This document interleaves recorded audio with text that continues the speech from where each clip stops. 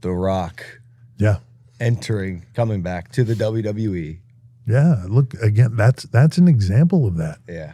Right? Like, we have these, and talk about what you want going into WrestleMania.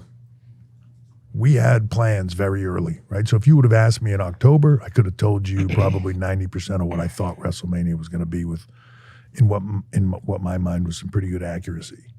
But then you end up where you lose guys. CM Punk goes away, all this other stuff, right? It changes your dynamic. And then all of a sudden, there was talk about maybe Rock might try to do something this year. We're not really sure. And he, I've heard that a lot. Like, even me personally, he and I have shot an angle before, and then his schedule changed and he just couldn't, we were locked in WrestleMania. Here's what we're doing. Here's where we're going. And then his schedule changed and just couldn't make it happen, right? So I get it.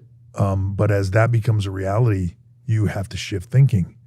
And then there's a lot of different thoughts and what the camps are. And then, hey, okay, we're going to do this. We think that'll be good. Or like some people thought, Rock coming in and challenging Roman and Cody moving over would be a great thing. And other people thought this is not going to work and be really tough. Oh, so there was a back and forth? There was a back and forth for sure. And why did you land on The Rock kind of pushing Cody to the side? Like, what made you make that decision? At a certain point in time, you just have to pick a.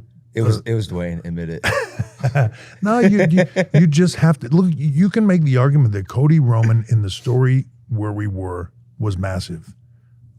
Then you can also make an argument to the biggest star in the world comes into your product to face the biggest guy that you have in the product in Roman Reigns. Like, Jesus, that's huge. This is like a win-win, right? So we do it, and some people are like, this is going to be the reaction, and some people are like, this is going to be the reaction. It'll be exact opposite. And then the beauty of our business is they tell us. There's 10, 20, 30,000 people in an arena every night going, this is what I like, this is what I don't like. And you have to filter all the other crap out, right? Because there's a lot of noise in there and all that, and get to the heart of it. And once you get to the heart of it, they're sort of telling you where to go. Not sorta on this one. No, pretty adamantly. Did you ever expect the response to Rock vs. Reigns to be that one-sided and that loud on social media? I'll be so honest, for me, I did. But like, this wasn't one of those ones where I was like so adamantly, like I could see both sides.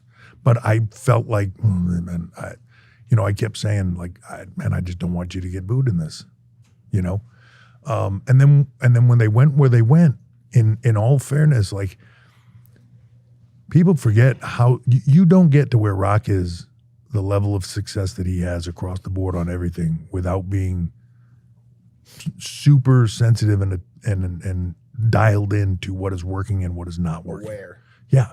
And you're not going to hit 1,000% on everything, right? But like, you have to be aware. And in all fairness, man, when that happened, we all sat on it for a few days and we're rolling it around.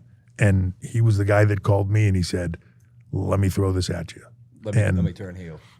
Yeah. And if you would have asked me 2 months earlier, hey, Rock comes in here, this goes, however it goes, whatever, what do you think about Rock turning heel? I would have said he'll never go for that, right? Because of his career and everything else, like him turning heel. But, he was the one that was like, what if we flip this? What if we do the tag? What if I turn heel?